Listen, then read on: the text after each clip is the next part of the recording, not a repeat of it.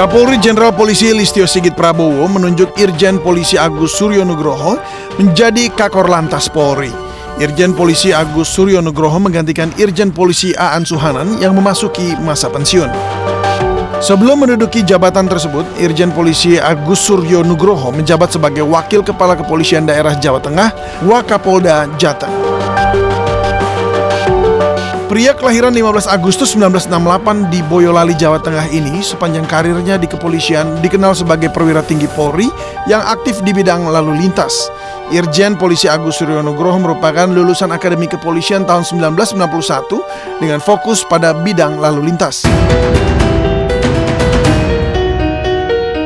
Irjen Polisi Agus Suryonugroho sepanjang pengabdiannya telah menempati berbagai jabatan strategis.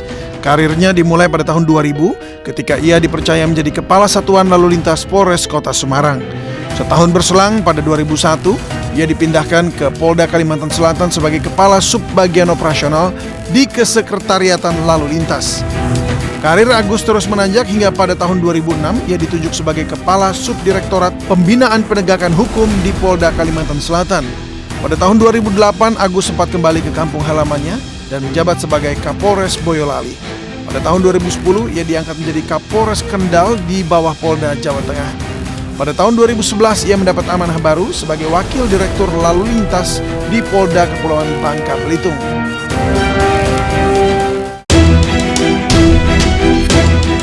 Berkat dedikasi dan kinerjanya yang baik di bidang lalu lintas pada tahun 2018, Agus ditunjuk sebagai Kepala Subdirektorat Kecelakaan Kasubditlaka di Direktorat Penegakan Hukum Korps Lalu Lintas Polri. Kemudian pada 2021, ia kembali ke Polda Jawa Tengah sebagai Dirlantas. Karirnya semakin bersinar, ia mendapat promosi menjadi Wakil Kapolda Jawa Tengah dengan pangkat Brigadir Jenderal. Pelantikan Irjen Polisi Agus Suryonugroho sebagai Kakor Lantas Polri menandai babak baru dalam kepemimpinannya di bidang lalu lintas.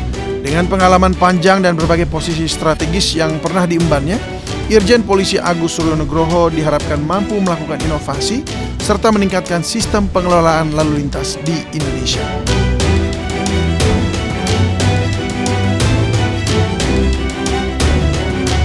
Baik, Bapak tadi kita sempat membahas ini wejangan mungkin ya Pak ya, mengenai jangan bangga karena menilang tenggelam saat masyarakat tertib kepada para petugas lalu lintas di jalan. Nah, ini bagaimana Pak? Pandangan Bapak mengenai ini, apa sih sebenarnya pesan yang ingin disampaikan kepada para pahlawan kita yang ada di lalu lintas di lapangan ini? Saat ini kan sudah bertransformasi ya, jadi transformasi digital itu membantu kita untuk bagaimana menertibkan masyarakat. Jadi kecelakaan lalu lintas cukup banyak, sehingga upaya-upaya dari pihak kepolisian itu yang paling terpenting adalah edukasi, preventif. Dan memang penegakan hukum itu adalah senjata terakhir, dan bila perlu tidak usah, ya tilang sudah etle, ya kan. Yeah. Memang kami tidak terlalu bangga untuk menilang, tetapi kami mengharapkan masyarakat itu dengan disiplin pribadi, pentingnya keselamatan, pentingnya ketertiban berlalu lintas toh untuk masa depan kita semuanya. Yeah. Karena memang lalu lintas itu adalah urat nadi kehidupan. Jadi kalau sebagai urat nadi, bangun tidur, mau ke pasar, naik motor, menggunakan jalan, yang tertib ya pakai helm, jangan sampai ditilang. Yeah. Oleh sebab itu, himbauan itulah yang kami sampaikan, bahwa kami tidak bangga untuk menilang, tetapi mari kita tertib berlalu lintas dengan disiplin pribadi masing-masing untuk keselamatan dan jiwa raga kita semua. Oke. Tapi memang sekarang tuh untuk di lapangan para petugas ini lebih fokus apa nih Pak? Lebih ke mengatur atau mungkin juga masih banyak pelanggaran-pelanggaran yang ditemukan karena pasti masih banyak yang bandel nih ya, masyarakat nih. Dinamika masyarakat kan banyak sekali. Ada masyarakat yang mungkin patuh, ada masyarakat yang terdidik, dan ada masyarakat yang mungkin suka kebut-kebutan, masyarakat yang suka trek-trekan, dan bahkan motornya juga dibuat brong. Ya inilah kita harus melakukan penegakan hukum. Penegakan hukum memang itu terakhir, tetapi kita mengharapkan disiplin pribadi tentang keselamatan berlalu lintas. Ya, lantas biasanya kasus apa nih Pak yang bikin petugas tuh kadang-kadang, aduh riba banget sih, kenapa sih harus seperti ini lagi, kenapa sih harus ada keteledoran seperti ini lagi yang menyebabkan kerugian masyarakat banyak? Nah kan ini kan bukan tugas polisi saja, semuanya masyarakat, semua pemerintah juga bertanggung jawab tentang mungkin bagaimana anak muda kebut-kebutan ini kan apa ya, kenakalan remaja ya. Iya. Mungkin dulu sampai juga kebut-kebutan. Oleh sebab itu Polri tidak akan lelah dan capek untuk bisa menghimbau, untuk dekat dengan masyarakat, karena apapun kita hadir di lapangan itu kaitannya dengan keselamatan di jalan. Karena memang keselamatan itulah nomor satu. Tertib itu adalah harus muncul dari diri kita sendiri. Tidak urusan ditilang, tertib sendiri. Itu harapan kita. Gitu ya. Baik, Bapak tadi menyinggung mengenai sistem etle nih Pak, yang mungkin baru berapa tahun ke belakang ini ya Pak, yang diterapkan begitu. Lantas sejauh ini bagaimana Pak mengenai sistem etle ini, bagaimana peninjauan dari kepolisian dan bagaimana sikap masyarakat juga terhadap ini? Ketika transformasi digital dan ada transformasi pelayanan publik, jadi Polri sudah modern ya, jadi sudah ada Electronic Traffic Law Enforcement, ETLE, itu ada beberapa jenis. Ada ETLE yang mobile, itu yang bisa mengcapture pelanggaran.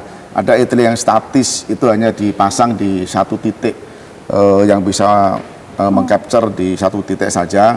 Ya, ETLE ini adalah salah satu transformasi digital yang digunakan polisi untuk melakukan penindakan pelanggaran. Jadi bayangkan kalau ya semua warga kita kan semua tidak tertib ya, tidak tertib telah nanti kena ETLE, harus dilakukan penindakan. Oh jadi memang ada dua berarti ya Pak ya, khusus untuk meninjau secara keseluruhan dan mobile tuh, ETLE mobile, namanya ETLE handheld. Ada ETLE statis yang dia hanya dipasang mungkin dekat lampu merah. Oh itu statis, tapi itu bukan untuk pelanggaran. Tapi kan ETLE ini kan tidak bisa mengcapture semua pelanggaran lalu lintas, maka dari itu tilang juga masih diberlakukan. Tilang masih diberlakukan. Tilang juga diberlakukan. Oh, yang manual itu ya Pak ya, bertemu dengan. Jadi bahasanya bukan manual ya, tilang. Oke, tilang. Tilang. Karena memang ini penting juga, tidak semua warga kita juga mungkin tertib berlalu lintas. Nanti kalau tidak ada ETLE, tidak ada polisi, bayangkan nanti seperti apa jalan kita. Agak amburadul ya Pak. Baik, Pak, tentunya harapan Bapak ini apa, harapan yang secara pribadi mungkin Bapak ingin sampaikan begitu terhadap petugas kepolisian yang apa ya, kami bilang tuh sebagai pahlawan mungkin di jalanan untuk mengatur arus lalu lintas agar bisa tertib, aman dan tentunya nyaman untuk masyarakat. Kita aparat negara ya, memang satu harus hadir di tengah-tengah masyarakat, betul-betul melindungi, mengayomi, dan bila perlu harus membantu kepada masyarakat itu. Dan kehadiran polisi khususnya lalu lintas ini kan ini untuk ketertiban, untuk keselamatan, karena ketertiban dan keselamatan itu kalau tidak dikontrol pihak kepolisian nanti akan banyak jatuh-jatuh korban kecelakaan. Oleh sebab itu kami tidak akan lelah untuk bisa hadir di tengah-tengah masyarakat untuk menertibkan, dan mari kita tertib bersama-sama. Dengan tertib pribadi tentunya kita selamat di jalan. Baik, terakhir Pak, himbauan untuk masyarakat dan juga ke petugas selama arus mudik Lebaran 2025. Yang jelas kami tidak akan lelah untuk bisa melayani masyarakat. Untuk operasi ketupat saya menghimbau agar betul-betul dipersiapkan, baik itu kendaraan, kesehatan pribadi, jalur-jalur yang akan dilalui sudah harus dipahami betul, termasuk juga kesehatan pengemudi ini paling penting sekali. Jadi kalau sudah lelah istirahat, kondisi tubuh itu ya harus ada di situ obat-obatan, ada minuman, sehingga nanti ketika di jalan tol atau di jalan-jalan tertentu kita udah siap semuanya dan tentunya selamat sampai tujuan. Baik, terima kasih banyak atas waktunya Bapak Irjen Agus Suryo Nugroho, Kakor Lantas Polri. Semoga selalu sehat ya Pak ya, dan tetap semangat dalam mengatur arus lalu lintas di tanah air. Salam presisi. Salam presisi. Baik, pemirsa, demikian episode One on One kali ini bersama saya Angelika Dea Pagam. Sampai jumpa di lain kesempatan.